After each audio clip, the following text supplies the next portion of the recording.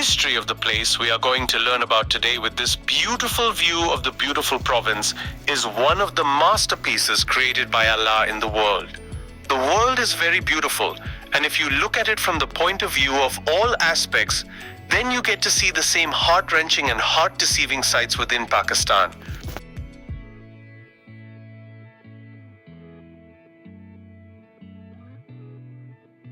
At first glance, you lose your heart when you see this place. One such heartwarming sight is K2, the king of mountain on the border of Pakistan and China, which is also called the second worst mountain in the world.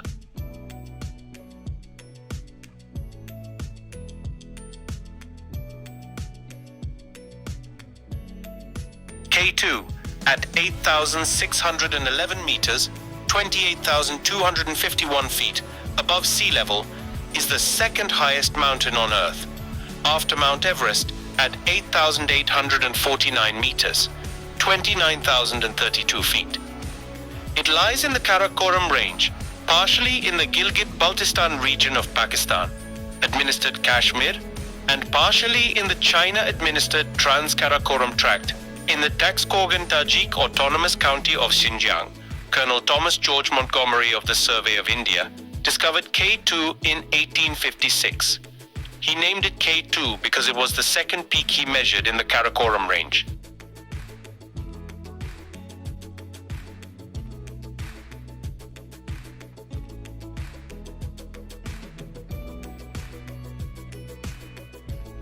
Here are some other notable events in the history of K2. 1860, Lieutenant Henry Havisham Godwin Austen measured the altitude of K2. The mountain was also named Mount Godwin Austen after him. 1902.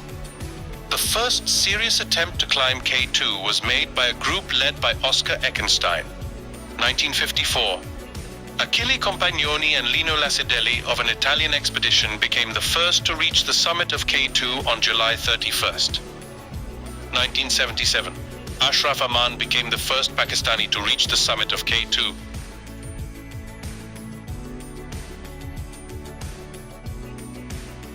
K2 became known as the Savage Mountain after George Bell, a climber on the 1953 American expedition, said, "It's a savage mountain that tries to kill you." Of the 5 highest mountains in the world, K2 has long been the deadliest. Prior to 2021, approximately 1 person had died on the mountain for every 4 who reached the summit.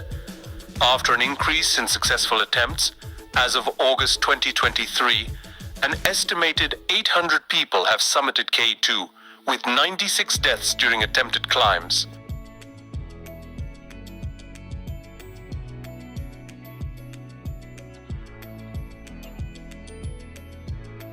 Also occasionally known as Mount Godwin Austen, other nicknames for K2 are the King of Mountains and the Mountaineer's Mountain, as well as the Mountain of Mountains after prominent Italian climber Reinhold Messner titled his book about K2 the same.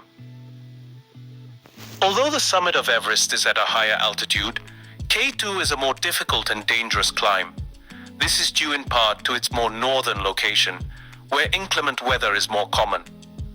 The summit was reached for the first time by the Italian climbers Lino Lacedelli and Achille Compagnoni on a 1954 Italian expedition led by Ardito Desio.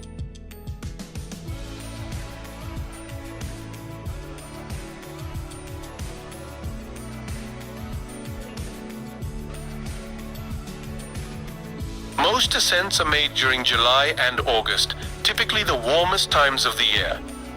In January 2021, K2 became the final 8,000er to be summited in the winter by a team of Nepalese climbers led by Nirmal Purja and Mingma Gyalje Sherpa. K2's eastern face remains unclimbed. Name K2 is derived from the notation used by the Great Trigonometrical Survey of British India. Thomas Montgomery made the first survey of the Karakoram from Mount Haramuk, some 210 kilometers, 130 miles to the south, and sketched the 2 most prominent peaks, labeling them K1 and K2, where the K stands for Karakoram.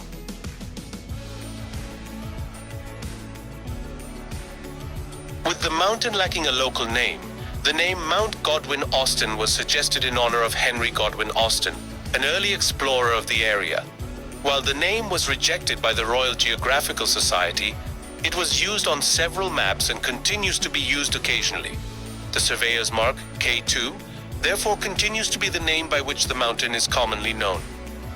It is now also used in the Balti language, rendered as Kechu or K2.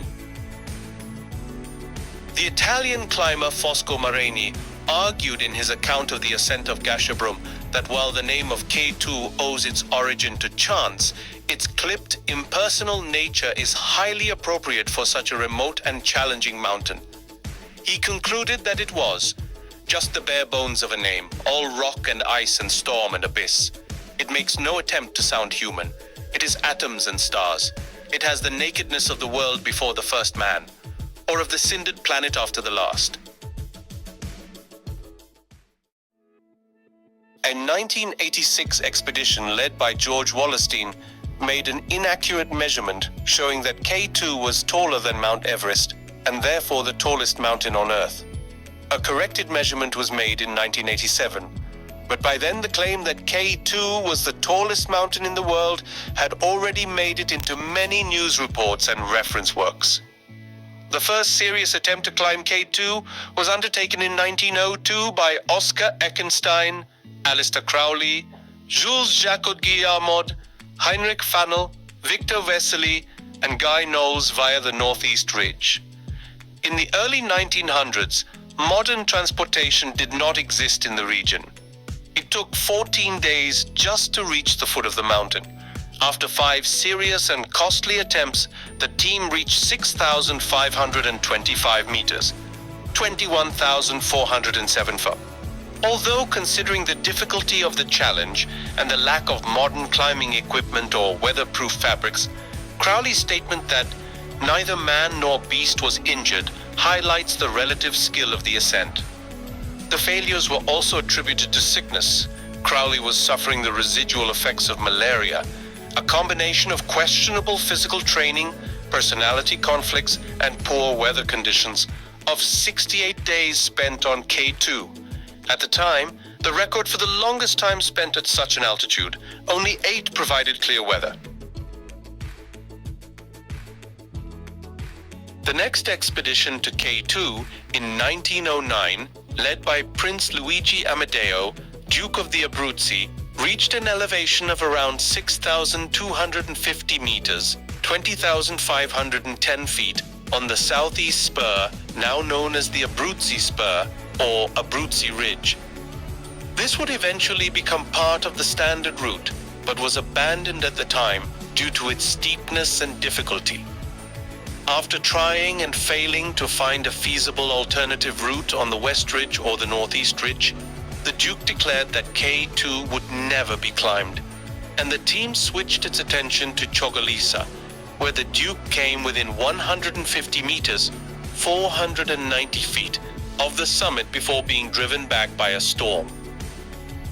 The next attempt on K2 was not made until 1938, when the first American Karakoram expedition, led by Charles Houston, made a reconnaissance of the mountain.